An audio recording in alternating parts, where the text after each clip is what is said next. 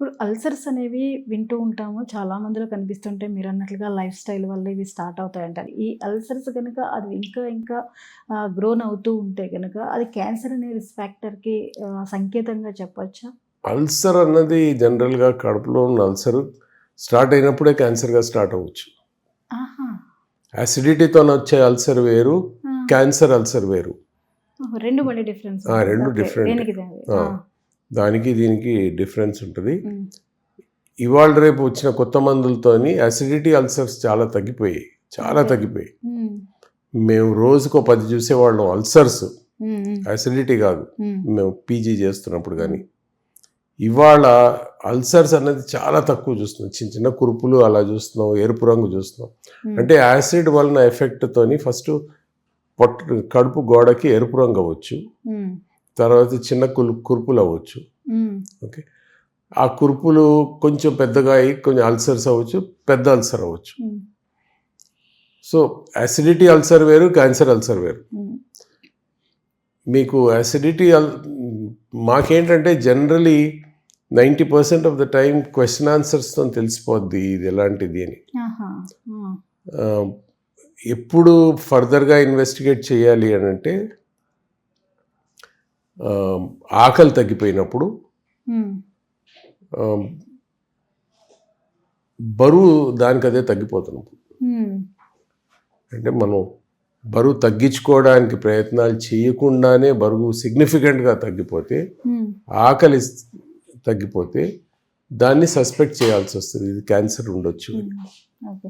అంటే క్యాన్సర్ అనేది బాగా విస్తృతంగా వినిపిస్తోంది ఇప్పుడు. పెద్ద పేగు క్యాన్సర్ అంటారు, చిన్న పేగు క్యాన్సర్ అంటారు, అలాగే యూట్రిస్‌లో క్యాన్సర్ అంటూ ఉంటారు కదా! ఎందుకు ఇంత విస్తృతమైంది? ఈ క్యాన్సర్ పెరగడానికి కారణం ఏంటి? అంటే ముందు నుంచి ఉంది.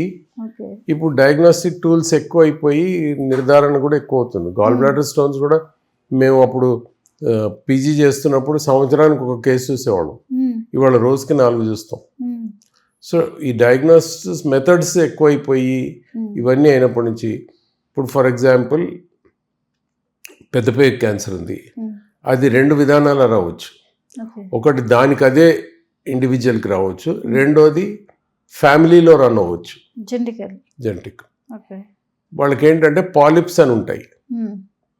ఈ పాలిప్స్ అన్నది ఆకులాగా పేగు లోపల హ్యాంగ్ అవుతూ ఉంటాయి. వాటికి మోషన్ రాసుకుపోయి over a period of time అవి క్యాన్సర్గా మారుతాయి. ఓకే. అయితే అది కొలనోస్కోపీ చేసి ఆ ఆకు లాంటి పరిస్థితి ఉన్న స్టేజ్లోనే చూసుకుంటే దాన్ని కొలనోస్కోపీతోనే కట్ చేసి తీసేయచ్చు. ఇంకా క్యాన్సర్ వచ్చే ప్రసక్తి ఉండదు అక్కడ. అయితే డెఫినెట్గా ఎవరికైతే ఫ్యామిలీలో క్యాన్సర్ ఉందో వాళ్ళ పిల్లలు కానీ అన్నదమ్ములు కానీ అక్కచెల్లెలు కానీ వాళ్ళు 100% కొలనోస్కోపీ చేసుకోవాలి. పాలిప్స్ లేకపోతే డైరెక్ట్గా వచ్చే క్యాన్సర్ వచ్చే ఛాన్సెస్ తక్కువ ఉంటుంది. కానీ పాలిప్స్ ఫ్యామిలీలో జెనెటిక్గా రన్ అవుతాయి కాబట్టి అవి కానీ కనిపిస్తే తీయించేస్తే వాళ్ళకి ఇంకా రిస్క్ ఉండదు. సో మేము ఎప్పుడు ఒక పేషెంట్ క్యాన్సర్తో వస్తే పెద్ద పేగు క్యాన్సర్ డెఫినెట్గా వాళ్ళ రిలేటివ్స్కి కొలనోస్కోపీ అడ్వైజ్ చేస్తాం. చేయించుకొని వచ్చే వరకు వదిలిపెట్టాం. ఇన్సిస్ట్ చేసి చేయించుకొని వచ్చి పాలిప్స్ లేవు అని అంటే పర్వాలేదు మీకేం అవ్వద్దు అని. పాలిప్స్ ఉంటే మాత్రం మీరు ఆ పాలిపెక్టమీ చేయించుకోండి అని అప్పుడే చేసేస్తారు.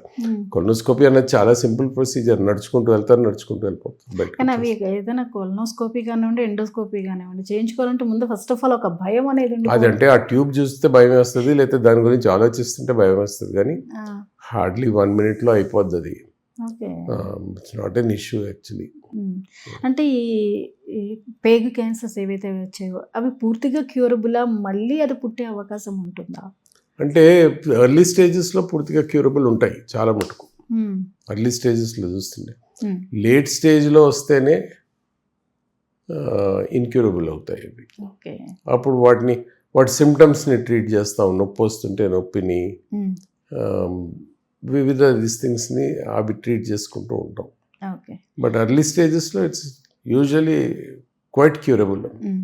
అసలు జీర్ణ వ్యవస్థ మీద రకరకాల ప్రభావం కానీ డిసీజెస్ రావడానికి కానీ మనం తీసుకునే ఫుడ్లో చాలా ప్రాధాన్యత ఉంటుంది. ఇప్పుడు వచ్చేసరికి ప్రతిదీ కూడా ఒక కల్తీ అనేదే మనకి మార్కెట్లో కనిపిస్తుంది. సో వీటిని ఎలా ఓవర్కమ్ చేయాలి డాక్టర్? ఏది తినాలన్నా, ఏది వాడాలన్నా, ఆయిల్స్ అయితే ఇంక అసలు చెప్పొద్దు. ఏం చేయాలి? మీ సజెషన్ ఏంటి? అంటే ఇప్పుడు అది చాలా కష్టమైంది చెప్పడం. ఇప్పుడు దేంట్లో కల్తీ ఉంది ఎలా చెప్తాం మనం? తెలియదు.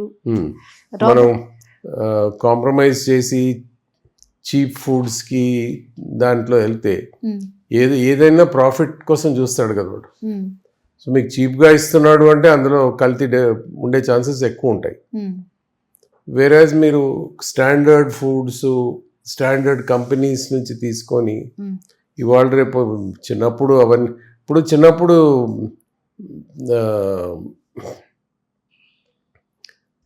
వేరే రకమైన కల్తీ ఉండింది. బట్ మన ఇలాంటి ఇప్పుడు వచ్చే ఈ పెస్టిసైడ్స్ ఇవి లేకుండా చిన్నప్పుడు ఏముండింది, బండి మీద వాడు ఐస్ ఫ్రూట్ అమ్ముతుంటే దానికి కలర్ వేస్తాడు, అందులో ఏమేముంది ఎవరికి తెలుస్తుంది? స్కూల్లో బయటికి రాగానే 10 పైసలు ఇచ్చి కొనుక్కొని తినేవాళ్ళం. సో ఇవాళ రేపు ఈ క్యూ మార్ట్లు అన్నీ వచ్చాయి, దాని మీద రాసి ఉంటుంది, ఎక్స్పైరీ డేట్ ఉంటుంది, ఇవి ఉన్నాయని అంటుంది, దాంట్లో క్యాలరీస్ ఎన్ని ఉన్నాయంటుంది. సో ఆ కేర్ తీసుకొని కొనుక్కోవాల్సిందే. ఇంకా ఇప్పుడు కల్తీ మీరు నేను ఆపలేం కదా, అది గవర్నమెంట్ చేయాల్సిన పని. అది liver failure, liver damages issues ఎందుకు వస్తాయి? ఫుడ్ హ్యాబిట్స్ వల్లే వస్తాయా?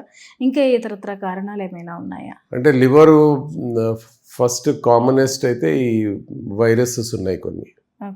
Hepatitis B virus, hepatitis C virus అలాంటివి, అది కామనెస్ట్. సెకండ్ కామనెస్ట్ మళ్ళీ కామనే ఆల్కహాల్. ఇవి రెండిటితోనే ఎక్కువ వస్తుంటుంది. ఇప్పుడు ఈ ఫ్యాటీ లివర్ ఒకటి స్టార్ట్ అయింది. సో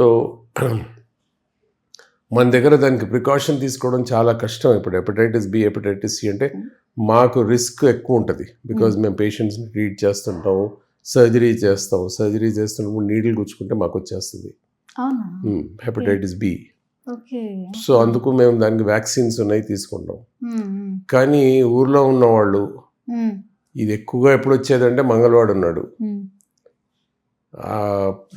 షేవ్ చేసేది, అది ఎక్కడి నుంచి అవి స్టెరిలైజేషన్ నా గీకి ఇంకొకటికి గీక్తాడు, ఆడి గీకి ఇంకొకటికి గీక్తాడు. సో ఆ మధ్యలో ఒక్కళ్ళకి హెపటైటిస్ బి ఉందనుకోండి, రెండో వాడికి వచ్చేస్తుంది. సో చాలామంది ఏసిమ్టమాటిక్ ఉండి తర్వాత మేము అంటే కామన్గా పుస్తకాలలో రాసేది ఏంటంటే బ్లడ్ ట్రాన్స్ఫ్యూషన్స్, సెక్షువల్ యాక్టివిటీ వీటితో వస్తాయని. మేము ఎప్పుడు బ్లడ్ ట్రాన్స్ఫ్యూషన్ చేయలేదండి, నా భార్యను తప్ప నేను ఎవరిని కలవలేదండి అంటాడు. తెలియని కూడా తెలియదు ఎలాగొచ్చిందని. ఇలాంటి ఇష్యూస్తో వస్తుంది. ఎలా చేస్తాం అది? చాలామంది గ్లాస్ సిరింజెస్ వాడుతూ ఉంటారు ఇంజెక్షన్ ఇవ్వడానికి, వాటి వలన చాలా కామన్గా వస్తుంది. సో అది చేసేవాళ్ళు తీసుకోవాలి ప్రికాషన్స్. ఒక ఆర్ఎంపీ డాక్టర్ కానీ ఎవరన్నా ఆ గ్లాస్ సిరింజెస్ ఇంకా వాడకుండా ప్లాస్టిక్ ఇప్పుడు డిస్పోజబుల్ సిరింజెసే వాడితే చాలిపోతుంది. ఇవాళ రేపు డిస్పోజబుల్ సిరింజెస్ కూడా మళ్ళీ వాడుతున్నారు. దాంతో రిస్క్స్ ఎక్కువైపోతాయి. చాలా ఎక్కువ. జాండీస్ అనేది ఎందుకు వస్తుంది డాక్టర్? మీరు అన్నారు ఇప్పుడు లివర్ ఫెయిలియర్లో అంటే లివర్ ఇన్ఫెక్షన్లో రావచ్చు. అది చిన్నపిల్లలు అంటే పుట్టగానే మాత్రం అది వేరే కానీ, బట్ నీళ్లతో రావచ్చు, కంటామినేటెడ్ వాటర్తో రావచ్చు, భోజనంతో రావచ్చు. ఓకే, సో హెపటైటిస్ ఏ అంటాం దాన్ని. అది సెల్ఫ్ లిమిటింగ్, మీరు కొన్ని రోజులు రెస్ట్ తీసుకుంటే అది ఇంట్లోనే పోతుంది. ఈ B A problem, B and C problem ఒకరి నుంచి ఒకరికి వచ్చే ఛాన్సెస్ ఉన్నాయి.